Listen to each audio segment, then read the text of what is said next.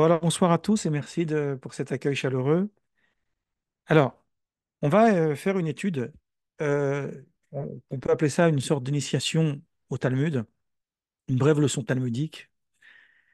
Mais le sujet est un petit peu. Alors, je dirais pas qu'il est ardu parce qu'on va clarifier, on va prendre étape par étape. Mais il procède en fait d'une méthode qui pourrait être pour vous un peu inhabituelle. Le but, c'est d'essayer de montrer à partir d'une casuistique précise dans le Talmud que la révélation du Sinaï, elle inclut les nations du monde et pas simplement Israël. Alors effectivement, la Torah, elle concerne Israël, la Torah dans le sens des 613 mitzvot, ça vous savez un peu les mots en hébreu, les 613 commandements, dans le sens que cette Torah, elle a été donnée au peuple juif, mais il y a, euh, comme vous le savez, puisque c'est l'objet de votre groupe, il y a une dimension universelle à travers les lois de Noé. Alors, on les attribue à Noé, mais en fait, elles sont détaillées surtout dans la tradition orale. Et d'ailleurs, certains les attribuent à Adam. On les attribue à Noé parce que Noé, il a finalisé, en fait, les 7 commandements. Mais Maïmonide semble dire quelque chose d'assez étrange, qu'en réalité, la légitimité des 7 mitzvot ne vaut. Alors, il y a une légitimité quand même, une légitimité moindre. C'est ce qu'on va travailler. On va essayer de voir ça.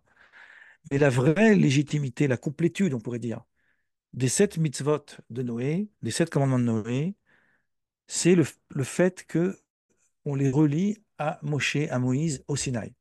Donc, ce lien que Maïmonide y fait entre les 7 lois de Noé, qu'on appelle nous-mêmes Ben Noach, les fils de Noé, avec le Sinaï, ça nécessite une compréhension. Donc moi, ce que je vais faire, c'est que on va travailler sur des textes. Je les ai mis en français. Et alors, c'est pas très grave si on lit pas tout, parce qu'on n'aura pas le temps de tout lire. On va lire ce qui est important pour le développement que je voudrais faire. Comment procède le développement? Je vais faire d'abord une petite introduction. Quand on étudie un texte dans le monde de la Torah, on a priori un sens qui nous vient à l'esprit. C'est comme toute lecture. N'importe quel lecteur va lire n'importe quel livre. On parle de livres sérieux, évidemment. Il va avoir une compréhension. D'autres pourraient en avoir une autre, mais il va avoir une compréhension. Puis après, à un moment donné, il va s'apercevoir que de sa compréhension découlent des questionnements. Il y a des questions qui vont être posées. Les questions, en réalité, elles n'ont pas le but de réfuter en fait le texte que nous sommes en train de lire, mais au contraire, elles nous attestent que ça veut dire qu'il faut prendre ce texte à partir d'un autre sens. Et comme la lecture première des textes qu'on va voir, elle est absolument pas logique, on est obligé donc d'avoir recours à l'interprétation qui va permettre en fait de montrer qu'il y a une clé ici qui peut-être n'a pas été perçue par tout le monde. Le grand Maïmonide qu'on ne présente plus, il est du XIIe siècle. Il a écrit une œuvre magistrale qui s'appelle le Mishneh Torah. Là, vous en avez une collection, mais il y en a tellement des collections. Euh, je vais vous étonner si je vous dis que Maïmonide, il est l'auteur qui a été le plus commenté après le Talmud, plus encore que Rachi, pour vous dire à quel point c'est important. Alors, il est connu à travers 2 œuvres. Nous, on va faire référence à 3 œuvres. Il est connu à travers le Mishneh Torah, qui est un résumé en fait de toute la tradition orale, au point que lui-même écrit dans l'introduction de son livre qu'il a fait cet ouvrage pour que celui qui étudie la Torah, donc les 5 livres de Moïse, et qu'après il étudie son livre, il puisse avoir une connaissance intégrale de toute la tradition orale sans avoir besoin de passer par un autre livre. Donc Maïmonide propose une synthèse de tout ce qui a été dit avant lui, et plus particulièrement du Talmud, mais du Midrash, etc., dans le sens de la loi. Il a aussi écrit le Guide des égarés.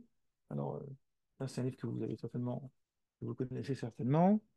Et nous, en France, on a une chance parce que, il a été traduit par le rabbin Salomon Monk au XIXe siècle avec des notes critiques, puisque le Mishneh Torah avait été écrit en arabe et il avait été traduit en hébreu par un rabbin qui s'appelle Ibn Tibbon, mais une traduction assez ardue.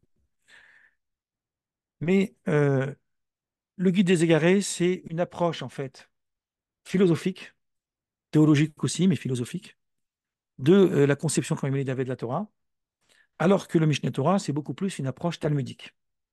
Même si il y a aussi une dimension philosophique dans le Mishneh Torah, il y a énormément de chapitres où il aborde ça. Maïmonide se propose, il est le seul parmi ce qu'on appelle les décisionnaires, se propose d'englober dans sa réflexion, dans son étude, l'intégralité de la Torah. Alors que si on compare avec un rabbin qui s'appelle Joseph Caro, qui est du XVIe siècle, qui est l'auteur d'un livre qui s'appelle le Shulchan Aruch, littéralement ça veut dire la table dressée, mais c'est le code de loi juive, lui, il ne s'intéresse qu'aux commandements qui sont encore applicables de nos jours après la destruction de la souveraineté juive au début de notre ère. Donc, si on veut savoir comment le judaïsme a pensé dans sa structure pratique le lien des nations donc avec la révélation, avec la Torah, plus particulièrement à travers les sept de Noé, on a Maïmonide, puisqu'il n'y a aucun autre auteur avant lui qui a résumé en fait les règles. Dans ce texte, Maïmonide commence par dire, le premier texte que vous avez devant vous, Moïse n'a reçu la Torah et ses commandements que pour le peuple d'Israël. Comme il est dit, la Torah est un héritage de la communauté de Jacob. Deutéronome 33:4. Alors là, vous avez ici clairement, ça ne concerne pas les nations. Ce qui ne veut pas dire que les nations ne peuvent pas se convertir, au contraire, il le dit juste après, ainsi que pour celui parmi les nations qui désire se convertir au judaïsme. Il n'y a pas de blocage à ce qu'un non-juif veuille se convertir au judaïsme. Donc, je vais aller vite parce que je voulais dire quelque chose ici, mais après, on n'aura pas le temps. Il n'est en revanche pas de notre devoir de contraindre qui ne souhaiteraient pas se convertir. C'est-à-dire qu'il n'y a pas de prosélytisme dans le sens de convertir des non-juifs au judaïsme. C'est en ce sens que Moïse a reçu pour mission du Tout-Puissant d'investir les nations du monde à accepter les lois de Noé. Donc, les lois de Noé, c'est le cadre social. Ce cadre social concerne toutes les nations de la Terre. Et ici, tout de suite, j'évacue beaucoup d'idées reçues, mais tout de suite, je le dis parce que c'est important. En réalité, les sept lois qu'on appelle de Noé, c'est aussi les sept lois d'Israël. D'accord? Ça veut dire qu'on ne peut pas être un Ben Israël si on n'est pas d'abord un Ben Noach. On ne peut pas être un fils d'Israël si on n'est pas d'abord un fils de Noé. Et il y a une phrase dans le Talmud, dans le traité Sanhedrin, j'aime bien dire les phrases en hébreu et les traduire, qui dit Lika midi de l'Israël charé velegoy assour. Tu ne trouveras nulle part une chose qui est interdite à un non-juif et qui est permise à un juif. Donc les sept lois de Noé concernent forcément aussi Israël, même si elles sont répétées après dans le contexte de la révélation du Sinaï. Ça, c'est le premier texte. Un peu plus loin, Maïmonide a un deuxième texte. Vous voyez, c'est le même chapitre. Et voilà ce qu'il nous dit. Quiconque accepte les lois de Noé et les met en pratique compte parmi les pieux des nations du monde, ce qu'on appelle les chassidés ou motaola. Vous avez peut-être déjà entendu parler de cette expression. Et aura sa part au monde à venir. Voilà. Il a chelek leolam haba, on appelle ça en hébreu le monde qui vient. Il faut toutefois, là, ce que je mets en italique, c'est ce qui est important. Il faut toutefois qu'il les accepte et les applique au nom du fait que le Saint béni soit-il, ici ça veut dire Dieu, ça vous le savez, les a prescrites dans la Torah et nous a informés par l'intermédiaire de Moïse que ces lois avaient déjà été ordonnées aux descendants de Noé. Alors ici, il y a quelque chose d'étrange. Si vous prenez le texte précédent, vous avez vu, il parle des lois de Noé, d'accepter les lois de Noé. Et ici, il semble parler des lois de Moïse.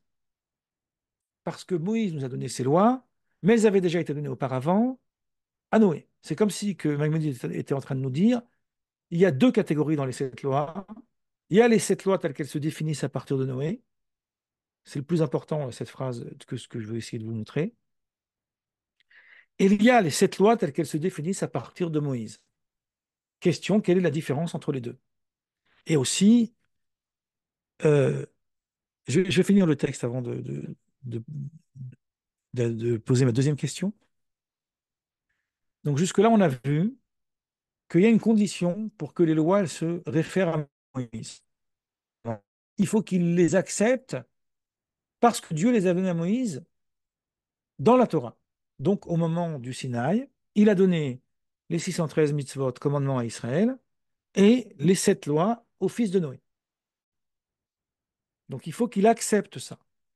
Mais si par contre, celui qui en revanche s'applique à respecter les lois de Noé uniquement au nom du bon sens, donc il ne fait pas de lien avec la Torah de Moïse, mais il ne le dit pas, mais c'est ce qu'on comprend, il n'est plus considéré comme pieux parmi les nations, mais comme un de leurs sages.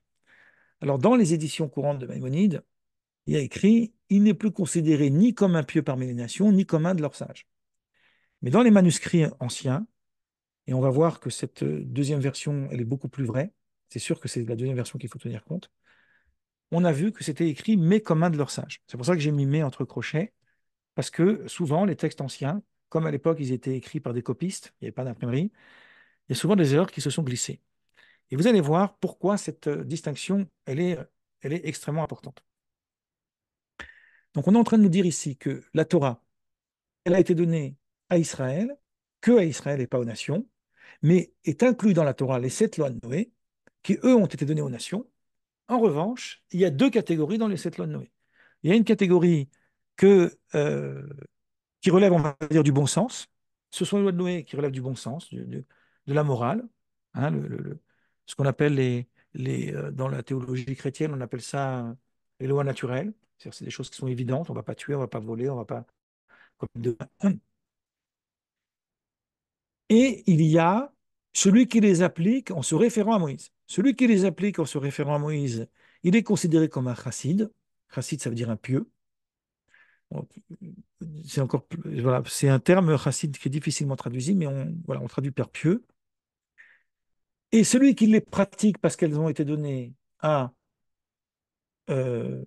à parce qu'au nom du bon sens, pardon, il est un sage, puisque c'est un homme intelligent, il comprend qu'il faut faire le bien autour de lui. Alors, Maïmonide n'invente pas des textes. Donc il faut réfléchir, quelle est la source de Maïmonide? Est-ce que Maïmonide, il avait dans le Talmud un texte qui dit ce qu'il dit? Alors, j'ai trouvé personnellement, votre serviteur, on va dire, a trouvé personnellement cette articulation dans un long passage du Talmud dans le traité Avodah qu'on va voir après, mais c'est pas dit clairement comme ça. Il faut le comprendre. Le comprendre à demi-mot, on va dire. Il faut le comprendre parce que c'est une allusion. D'où Maïmonide puise-t-il cette idée qu'il faudrait distinguer celui qui applique les lois de Noé au nom du bon sens de celui qui les applique parce que c'est Dieu qui les a données. Ça, c'est une question que je pose d'ailleurs dans mon livre L'autre, qui est malheureusement épuisé. Et j'ajoute une chose, quand on connaît la méthode d'approche de Maïmonide, Maïmonide, il a un souci de rationaliser les textes, y compris dans son Mishneh Torah, pas seulement dans son Guide des égarés, y compris dans son texte de la loi. Il a, un souci à ce que les textes puissent aussi se justifier rationnellement. Pourquoi tout à coup, il remet en question la possibilité de pratiquer ces lois, justement, parce que ça répond à une logique morale. Morale, ça veut dire que ça répond à une logique sociétale. C'est quelque chose de rationnel. Je comprends que je ne peux pas faire du mal à mon prochain. Bon. Et d'ailleurs, le Talmud lui-même, dans le traité Yoma, il y a un long texte qui dit ça, qui dit que c'est lorsque les nations du monde voient parmi les commandements de la Torah des commandements irrationnels, on appelle les trukim, qui sont a priori irrationnels, où là, ils peuvent s'insurger contre Israël. Mais lorsqu'ils voient qu'en même temps, il y a des commandements rationnels, il y a des commandements moraux, alors là, effectivement, leur regard change. Voilà, il y a cette notion-là. Et là, Maïmonide a l'air de dénigrer un petit peu. Il ne dénigre pas parce qu'il dit qu'il est quand même un sage, mais il a l'air de sous-estimer la pratique rationnelle des lois de Noé. Il veut absolument les greffer à Matan Torah, c'est-à-dire à la révélation du Sinaï. Donc voilà en gros ce que pense Maïmonide. Donc en résumé, la Torah, les 613 mitzvot, ça concerne qu'Israël. Les 7 lois de Noé concernent les nations, effectivement, mais il y a 2 catégories. Il y a une catégorie où les 7 lois de Noé se réfèrent au Sinaï, donc à Matan Torah, au don de la Torah. Et il y a une deuxième catégorie où les lois elle se réfère au bon sens. Il y a un texte qui a été découvert récemment, dans les années 30, au XXe siècle, où on a découvert par les manuscrits ce qu'on appelle des responsa de Maïmonide. C'est-à-dire c'est un texte où Maïmonide répond à des questions qu'on lui pose. Et ces livres-là, ils ont été, pour la plupart, connus au XXe siècle. Ils existaient aussi avant, mais on en avait beaucoup moins. Et dans ce texte-là, Maïmonide lui-même, il cite un midrash qui lui aussi a été découvert au XXe siècle. Donc c'est assez marrant, parce qu'il cite un texte du midrash qui a été découvert au XXe siècle. C'est un livre qui s'appelle Mishnat Rabbi Eliezer. Donc, comme c'est un livre qui a été découvert au XXe siècle, vous pouvez imaginer qu'avant le XXe siècle, on ne pouvait pas comprendre Maïmonide parce qu'on n'avait pas les clés. Voilà. Et ça arrive très souvent. Le texte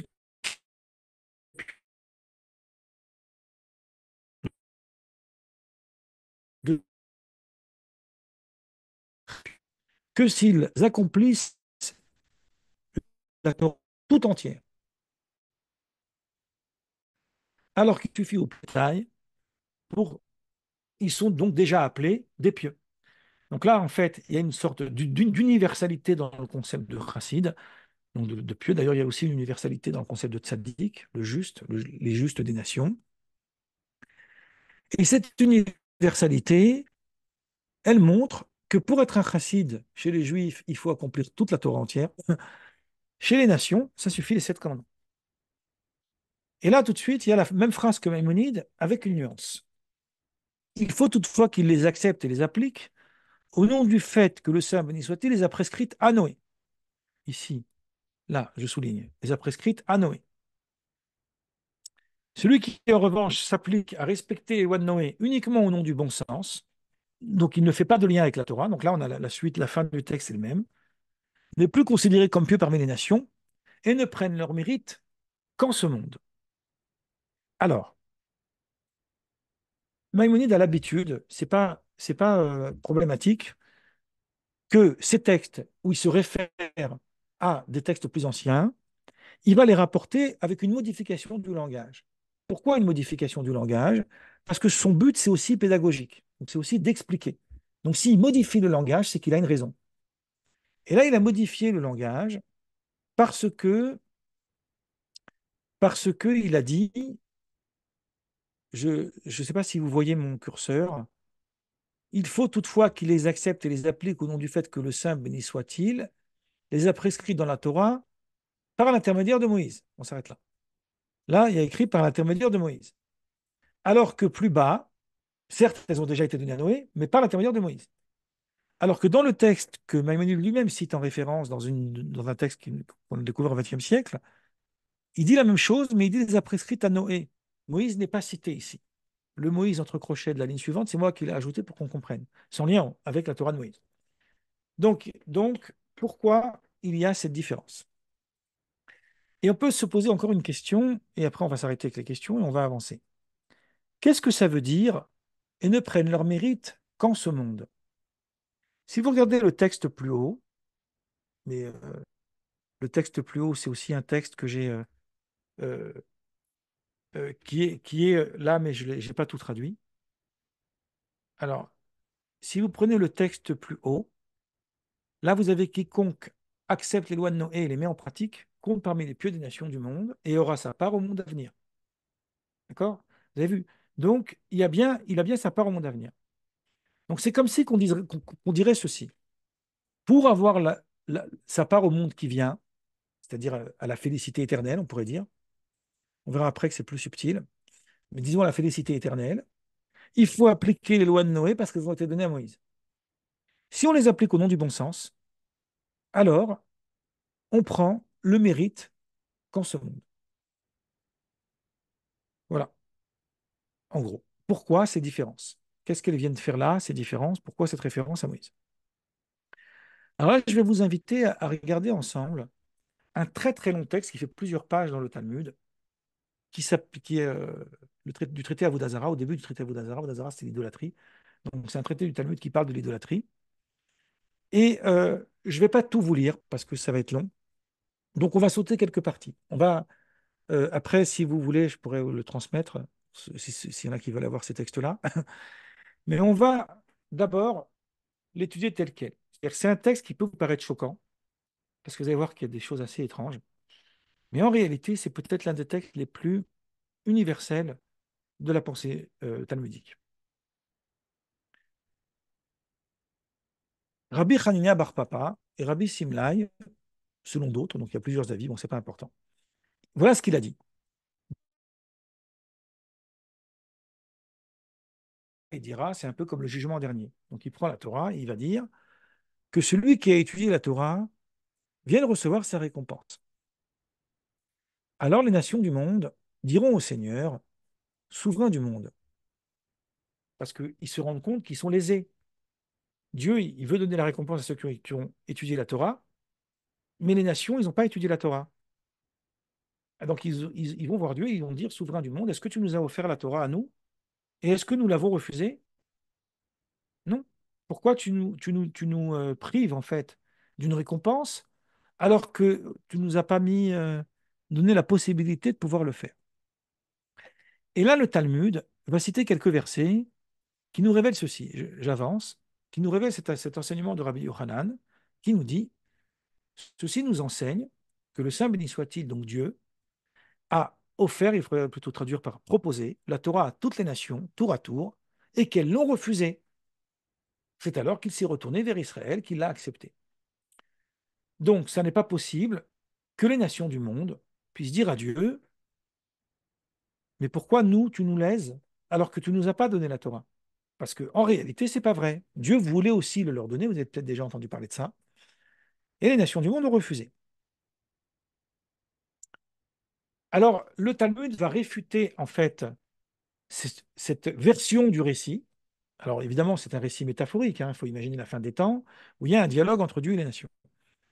Donc, ce que va faire le Talmud, c'est qu'il va réfuter cette version-là, c'est-à-dire celle qui nous dit que les nations du monde n'ont jamais refusé la Torah puisqu'on ne leur a jamais proposé. Non. En réalité, les nations du monde, ils vont dire à Dieu, avons-nous accepté la Torah et négligé d'en accomplir les préceptes? On ne peut pas être puni si tu nous proposes un choix qu'on refuse. Sinon, il n'y a plus de liberté. Et surtout dans le principe de Matan Torah, parce que le principe de la révélation du Sinaï, peut-être qu'on verra ça une autre fois, ça repose sur l'idée qu'il faut que ce soit de la volonté libre du sujet. Si on n'est pas, si si on est contraint, il y a pas en vérité réellement de commandement. Pourquoi? Parce que ça veut dire qu'on nous oblige à les appliquer par ce qu'on appelle la notion de onès, c'est-à-dire la notion de contrainte. Et toute loi qui est accomplie par contrainte n'est pas valide. Pour qu'elle soit valide, il faut qu'elle soit consciente.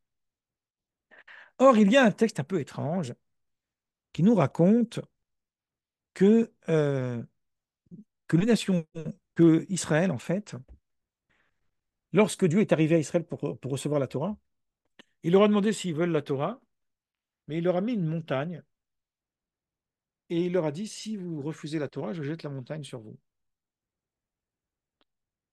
Vous avez ici, à partir de Exode 19-17, ils campèrent sous la montagne.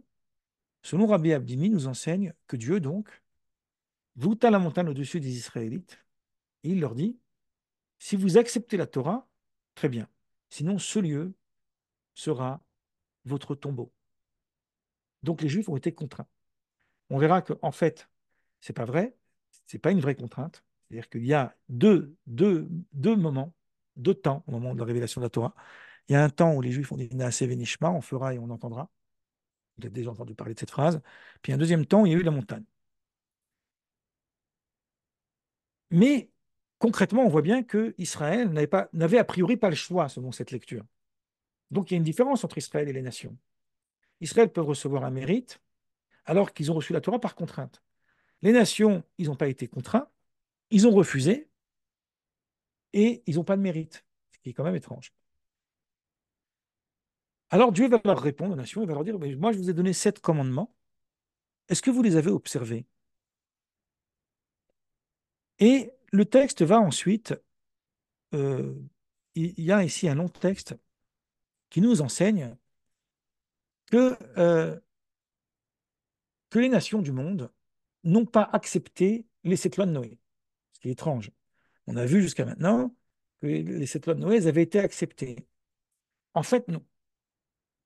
Ils n'ont pas accepté. Et là, vous l'avez ici, je commence ici, parce que si je lis tout, ça va faire trop long. Que voit-il? Il voit que les sept commandements acceptés par Noé n'ont pas été respectés. Les nations du monde ne les ont pas respectés. Alors il décide de les en délier. Ça veut dire qu'il va leur dire, bah, tant pis, faites ce que vous voulez. Si vous ne les voulez pas, ne les prenez pas, c'est pas grave. Alors le Talmud dit, mais c'est pas possible, tu peux pas dire ça. Vous imaginez un type, il roule sur l'autoroute, et il roule à 180 km/h, alors que c'est limité à 130.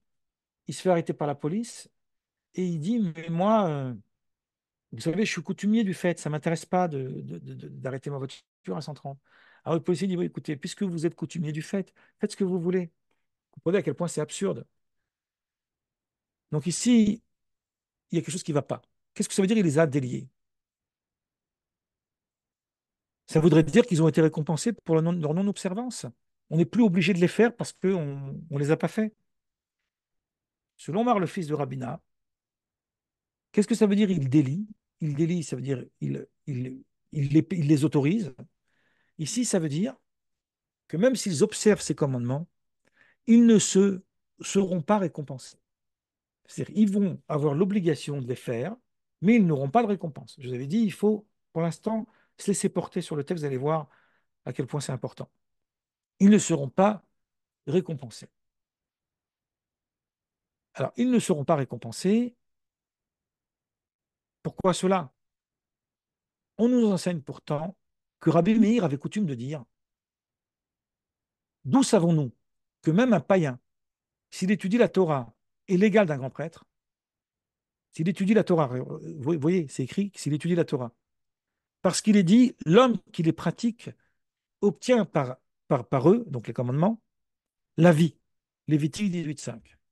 Le texte ne parle pas des prêtres, des Lévites, ou simplement des Israélites, mais de l'homme, ce qui signifie que même un païen qui étudie la Torah, il a la valeur d'un grand prêtre. Donc c'est sûr qu'il a un mérite d'accomplir les lois de Noé. Alors qu'est-ce que dit le Talmud? La réponse du Talmud, elle est absolument irrationnelle. Regardez ce que vous lisez ici. En fait, il délie, indique que les nations ne seront pas rétribués de la même façon que ceux qui obéissent aux commandements qui leur sont prescrits, mais comme des gens qui accomplissent les commandements sans être requis de le faire. Je vais l'expliquer tout de suite, hein. Rabbi Hanina a dit en effet, obéir à un commandement a plus de valeur qu'accomplir la même action sans être requis de le faire. Donc je vais expliquer. Vous avez un exemple, je vais vous donner un exemple très simple. Vous avez un, un enfant qui veut faire plaisir à, à ses parents qui vont rentrer tard du travail, c'est un enfant assez âgé, c'est-à-dire il est à l'âge de s'occuper un petit peu des affaires de la maison, et il dit, je voudrais leur faire plaisir, je voudrais faire le ménage. Donc il va faire le ménage dans la maison. C'est contraignant le ménage, c'est fatigant, on n'a pas vraiment envie de le faire. À partir du moment où il fait ça pour faire plaisir à ses parents, il a une joie. Cette joie, elle le motive pour faire cette action. Quand les parents vont rentrer, ils vont être très contents que l'enfant a fait ça. Maintenant, imaginez un autre cas de figure où les parents ordonnent à l'enfant de le faire. Nous, on va au travail. Quand on rentre le soir, on veut que la maison soit propre. Comme ça devient une obligation, il n'a plus tellement envie de le faire. Or, le salaire ici dont il est question, c'est la question de l'effort. Plus on fait un acte qui nécessite un effort, plus le mérite est grand. Or, il se trouve que lorsqu'on est contraint de faire une action, l'effort pour la faire, il est beaucoup plus important que lorsqu'on n'est pas contraint de faire une action. Pourquoi? Parce que lorsqu'on n'est pas contraint, on le fait avec plaisir. Lorsqu'on est contraint, on le fait par contrainte. Ce qu'on avait dit avant par rapport à la contrainte. Donc le mérite, c'est quoi? Le vrai mérite, le plus haut mérite, c'est de faire une action lorsqu'on est contraint de la faire.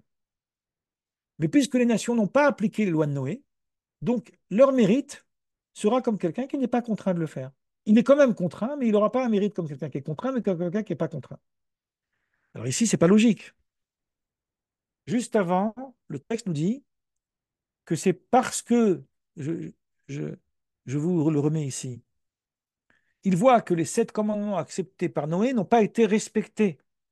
Donc ça veut dire qu'ils n'ont pas accompli les 7 commandements. Alors ils décident de les en délier. Alors que le paragraphe suivant, il nous dit exactement le contraire. Regardez ce qu'il nous dit. En fait, il délite que les nations ne seront pas rétribuées de la même façon que ceux qui obéissent aux commandements qui leur sont prescrits, mais comme des gens qui accomplissent les commandements sans être requis de les faire. Alors, ils les ont accomplis ou ils les ont pas accomplis, les commandements? Il y a quelque chose, on est en train de prendre ce texte du Talmud qui confine à l'absurde. Qu'est-ce qu'on est en train de nous dire? Il y a ici quelque chose, une sorte d'énigme. D'un côté, on nous dit que les nations du monde n'ont pas accompli les 7 lois de Noé, et c'est pour ça qu'elles ont perdu le mérite de les accomplir. Et ensuite, on nous dit, mais même si elles les accomplissent, elles ont quand même perdu le mérite de les accomplir, comme étant contraintes de le faire. Mais pourquoi? C'est pas possible. Alors, il y a un long texte euh, à la suite du Talmud que moi je vais sauter, euh, et on va passer à une question encore plus grave. Et après, on va expliquer les points et on aura terminé.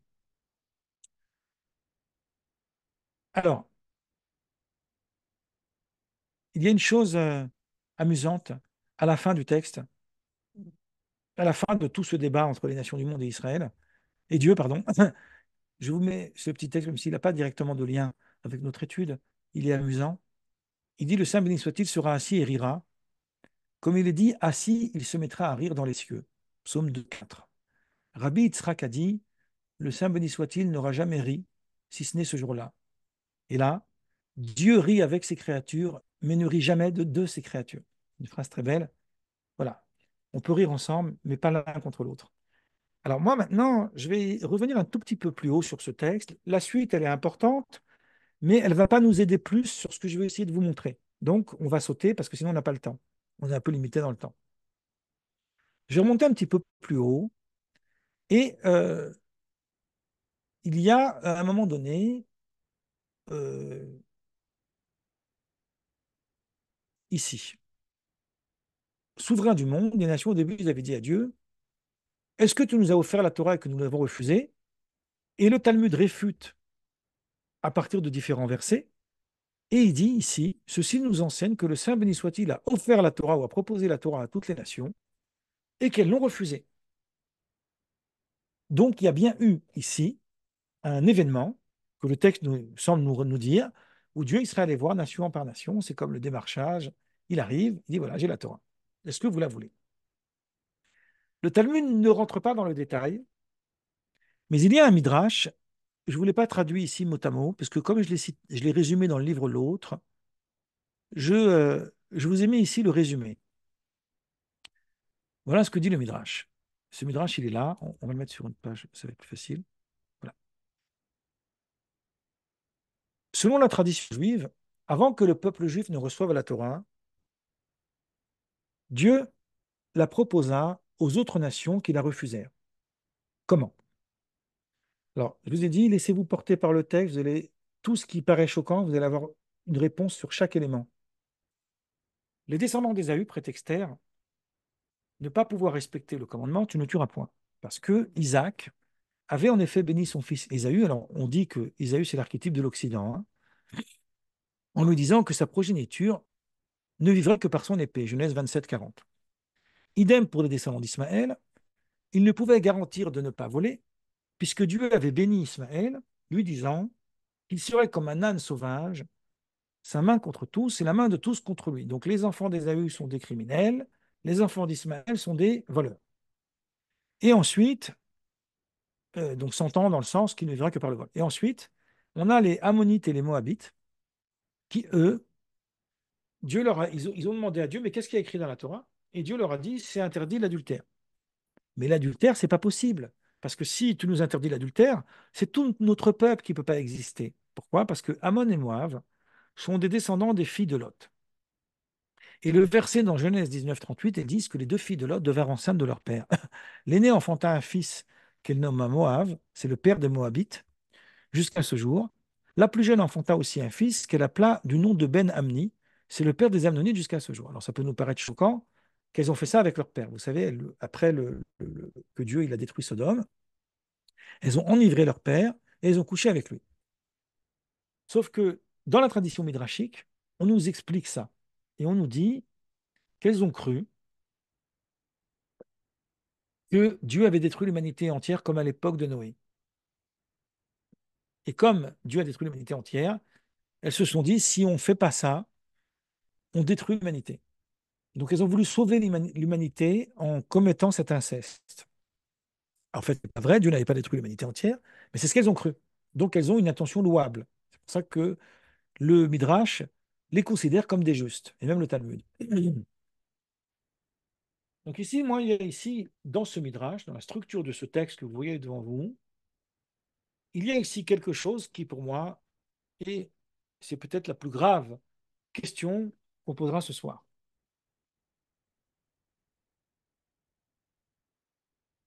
Dieu va voir les descendants d'Ésaü et il leur demande, est-ce que vous voulez la Torah? Et les descendants d'Ésaü demandent à Dieu, mais qu'est-ce qu'il y a écrit dans la Torah? Et Dieu leur répond, tu ne tueras point. Mon premier commandement, qui est évoqué dans ce Midrash, tu ne tueras point. Ensuite, il va voir les descendants d'Ismaël et les descendants d'Ismaël vont lui dire, qu'est-ce qu'il y a écrit dans ta Torah? Il va répondre, tu ne voleras point. Et ensuite, les descendants d'Ammon et Moab, il va leur dire, tu ne commettras point d'adultère. Donc, ils ont refusé la Torah parce qu'ils ne pouvaient pas garantir qu'ils allaient respecter ces trois commandements. Donc, quels sont ces trois commandements? Tu ne tueras point, tu ne voleras point, tu ne commettras point d'adultère. Mais il y a ici quelque chose qui confine à l'absurde. Ces trois commandements, ils font partie des lois de Noé. Ils ne font pas partie spécifiquement des lois de la Torah. J'aurais compris que Dieu il aurait dit, il aurait dit aux descendants d'Ésaü, il ne faut pas manger de porc. Ou il aurait dit aux descendants d'Ismaël, il ne faut pas travailler le Shabbat. Pourquoi il parle de commandements qui font partie des lois de Noé? Pourquoi ces gens-là refuseraient-ils la Torah au nom d'un commandement qui, de toutes les façons, était déjà un commandement qu'ils devaient respecter puisque ça fait partie des lois de Noé? Cette question, elle est posée par les commentateurs. Chacun y va de sa réponse. Et je vais vous proposer humblement la mienne. En réalité, ici, justement, il y a un truc qui choque. Comment on peut dire que les descendants d'Ésaü sont criminels? Ils seraient tous des criminels alors? Il n'y aurait pas des gens bien parmi les descendants d'Ésaü? Alors, on a vu juste avant, il y avait des pieux parmi les nations, il y avait des justes parmi les nations. Pareil pour les enfants d'Ismaël, ça serait tous des voleurs. Il n'y a pas des gens bien chez eux. Et pareil pour les Ammonites et les Moabites. Il n'y a pas des gens sérieux. Comment on comprend ce texte? Deuxièmement, on va essayer d'imaginer, même si c'est une métaphore, que Dieu s'adresse aux nations. Mais à qui il va s'adresser? Il va s'adresser à un voyou. Chez Israël aussi, il y a des criminels. Chez Israël aussi, il y a des voleurs. Chez Israël aussi, il y a des gens qui commettent l'adultère. Donc, à qui il va s'adresser? Il va s'adresser aux sages parmi ces peuples-là. Sinon, c'est pas logique. Donc, et pourquoi les sages ils refuseraient Les sages aussi sont des criminels. En réalité, ce texte ici nous révèle une chose fondamentale. Il nous révèle qu'il y a deux catégories dans les lois de Noé. Et voilà la source de Maïmonide. Il y a une catégorie dans les lois de Noé qui remonte au bon sens, qu'on attribue à Noé parce que ça, c'est l'histoire. C'est Noé qui aurait transmis ces sept commandements. C'est pas l'histoire de l'historien, hein. C'est l'histoire de la théologie, on va dire. Et il y a une deuxième catégorie dans les mitzvot, laquelle, qu'elles ont été données par Dieu à Moïse au mont Sinaï. Quelle est la différence entre les deux? C'est quoi la différence? De toute façon, on ne va pas tuer.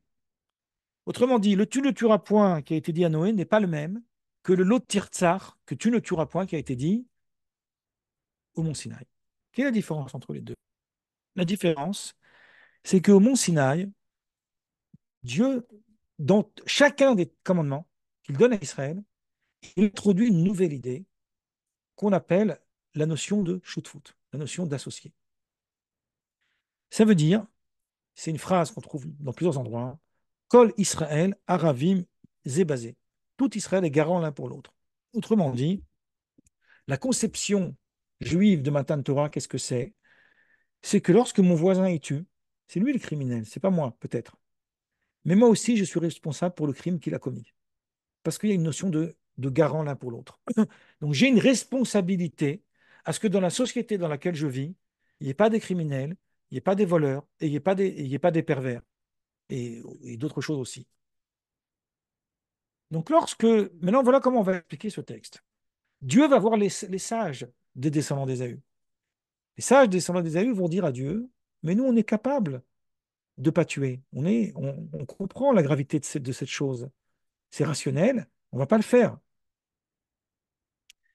Mais si tu nous demandes d'être responsables parce que nos voisins commettent des guerres et commettent des crimes, on ne peut pas endosser une telle responsabilité. Ça, on le refuse. C'est-à-dire qu'on veut bien conserver la responsabilité de ne pas tuer pour nous-mêmes et aussi pour notre famille. On va les éduquer, il y a une notion d'éducation.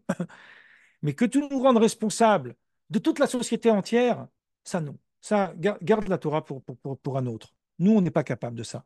Pareil pour les Bnei Ismaël. Il va voir les sages. Les sages, ce ne sont pas des voleurs. Il va dire, il y a chez nous des voleurs et chez nous des gens qui ne sont pas des voleurs. Mais si tu nous rends responsables de n'importe quelle personne qui commet un vol, nous, on ne peut pas endosser une telle responsabilité, ça n'est pas possible. Et pareil pour l'adultère. Donc, qu'est-ce que c'est que Matan Torah? Qu'est-ce que c'est que la révélation du Sinaï? C'est l'idée que maintenant, le peuple d'Israël il devient uni comme un seul homme. Donc, on est tous responsables l'un envers l'autre. On a tous cette part de responsabilité. Grâce à cette explication, on va comprendre le texte du Talmud que je vous ai dit plus haut. Plus haut, je vous ai dit qu'il y avait quelque chose qui n'était pas logique. Puisque les nations du monde, ils ont refusé d'accepter les lois de Noé, d'accord? Alors Dieu leur a dit c'est permis, les a déliés. On a expliqué que c'est pas possible, que c'est permis. Non, c'est pas permis. Ils sont obligés de le faire, mais ils ont un mérite comme quelqu'un qui n'est pas contraint de le faire. En hébreu, ça s'appelle Eno Metsuve VOC. Il y a Metsuve VOC, celui qui est contraint, et Eno Metsuve VOC, celui qui n'est pas contraint de le faire. Maintenant, on va comprendre la différence entre les deux. La mitzvah, la notion de commandement, telle qu'elle se définit à partir du Sinaï, où elle engage l'ensemble du peuple ensemble sur ces lois éthiques et morales, cette idée n'intervient qu'avec Moïse. Elle n'existait pas avant. Elle n'existait pas avant. Donc c'est ça qui dit le texte. Tandis que les nations du monde ne seront pas rétribuées de la même façon que ceux qui obéissent aux commandements qui leur sont prescrits, sous-entendu, au Sinaï. Puisqu'ils ont rejeté la prescription du Sinaï, alors ils ont un mérite, mais un mérite moindre. Ils ressemblent au grand prêtre quand même, c'est déjà pas mal. Mais c'est un mérite moindre. Donc en réalité, quand on nous dit dans ce texte que Dieu voulait donner la Torah aux nations, il n'a jamais été question des 613 mitzvot. On l'a dit au début, rappelez-vous, le premier texte de Maïmonide. Moïse n'a reçu la Torah et ses commandements que pour le peuple d'Israël. Et celui qui veut se convertir, d'accord. Mais celui qui ne veut pas se convertir, il n'est pas obligé de le faire. Il n'a pas, il a pas de lien avec les 613 mitzvot. Il n'a jamais été question de ça. Et vous trouverez aucune source, nulle part, je m'engage, qui vous dit que Dieu il a voulu donner aux non-juifs des mitzvot parmi les 613. Alors effectivement, à la fin du traité Avodah-Zarah, il y a l'exemple avec la mitzvah de Souka, mais je l'expliquerai une autre fois. Ce n'est pas une mitzvah qui a été donnée aux nations. C'est un jeu, en fait, que Dieu veut faire avec eux. Et, et comme on n'a pas lu ce texte, c'est mieux de pas trop rentrer dedans, sinon on n'aura pas le temps. Ce que nous voyons ici, en fait, c'est que donc la Torah elle concerne Israël. Mais les lois de Noé, ça aussi, ça fait partie de la Torah. Sauf que ça fait partie de la Torah sous une seule condition, que celui qui s'engage à accomplir les lois de Noé parce que Dieu les a données à Moïse au mont Sinaï, et pas au nom du bon sens, il s'engage dans l'éthique juive de responsabilité. C'est-à-dire qu'il prend désormais sur lui de se sentir responsable pour tous les crimes que commet sa société. Alors, il ne va pas régler tout en un jour, mais il va agir. Il va agir pour faire en sorte que la société dans laquelle il vit est une société où les gens ne sont plus des criminels. Alors, c'est un travail de longue haleine, c'est une grande responsabilité, mais c'est ça que le texte dit. Maintenant, on comprend la suite. Maïmonide nous dit quiconque accepte les lois de Noé et les met en pratique compte parmi les pieux des nations du monde et aura sa part au monde à venir, puisqu'il est relié à Moïse. Donc, il est exactement au même titre qu'un membre d'Israël. sans distinction entre les deux. Mais il faut qu'il les accepte et les applique au nom du fait que le Saint béni soit-il les a prescrits dans la Torah et qu'il nous a ordonné de les faire par l'intermédiaire de Moïse. Ça veut dire qu'il a accepté la condition de Matan Torah, la condition du don de la Torah. C'est quoi la condition du don de la Torah? C'est qu'on est chacun responsable l'un pour l'autre. Celui qui, en revanche, s'applique à la respecter uniquement au nom du bon sens, donc là, c'est le sage, lui, il se comporte bien. Il peut essayer de donner l'exemple, mais il ne se sent pas responsable des méfaits des autres. Là, il n'est pas considéré comme un pieux, mais il est comme un de leurs sages quand même, puisque lui, il fait des bonnes actions. Et c'est ce sage-là qui fait partie des descendants d'Ésaü, qui fait partie des descendants d'Ismaël, etc., qui a refusé de s'intégrer à Matan Torah, parce que pour lui, il endossait une responsabilité qui était pour lui beaucoup trop forte. Et c'est pour ça que Maïmonide, il dit, faisons le pari, en fait, d'intégrer les nations du monde à la révélation du Sinaï, pour que finalement, eux aussi, ils obtiennent leur mérite. Et c'est ce que nous trouvons dans le dernier texte que je vais vous lire, et c'est avec ça que je vais conclure. Un très beau texte du Talmud, du Midrash, qu'on trouve dans plusieurs endroits, qui se trouve ici. Il y a trois couronnes. La couronne de la Torah, la couronne de la prêtrise et la couronne de la royauté. Alors, il écrit trois couronnes, mais en fait, il y a encore une quatrième qui s'appelle la couronne de la bonne réputation qui les surpasse toutes. Ça, c'est une Mishnah dans les Maximes des Pères. Avoir un bon nom, un Shem Tov, c'est-à-dire être apprécié des gens. Maintenant, regardez ici, il y a trois couronnes. La couronne de la Torah, ok. La couronne de la prêtrise, c'est les prêtres. Donc, c'est réservé aux Kohanim, c'est-à-dire à ceux qui faisaient le travail au temple. Aujourd'hui, on les appelle les Kohen. La couronne de la royauté, c'est réservé plus particulièrement, même s'il y a eu d'autres rois, mais plus particulièrement en tant qu'archétype, c'est réservé aux descendants de David. Donc voilà ce que dit le texte. La couronne de la prêtrise, c'est Aaron qui, par son mérite, s'en est emparé. Celle de la royauté, c'est David qui a mérité de la prendre. La couronne de la Torah reste posée pour tous. Et pour tous ici, ça ne veut pas dire seulement pour Israël. Ça veut dire pour toutes les nations de la terre. Afin que les nations du monde ne puissent prétendre que si les couronnes de la prêtrise et de la royauté avaient été mises à leur disposition, ils les auraient eux aussi méritées.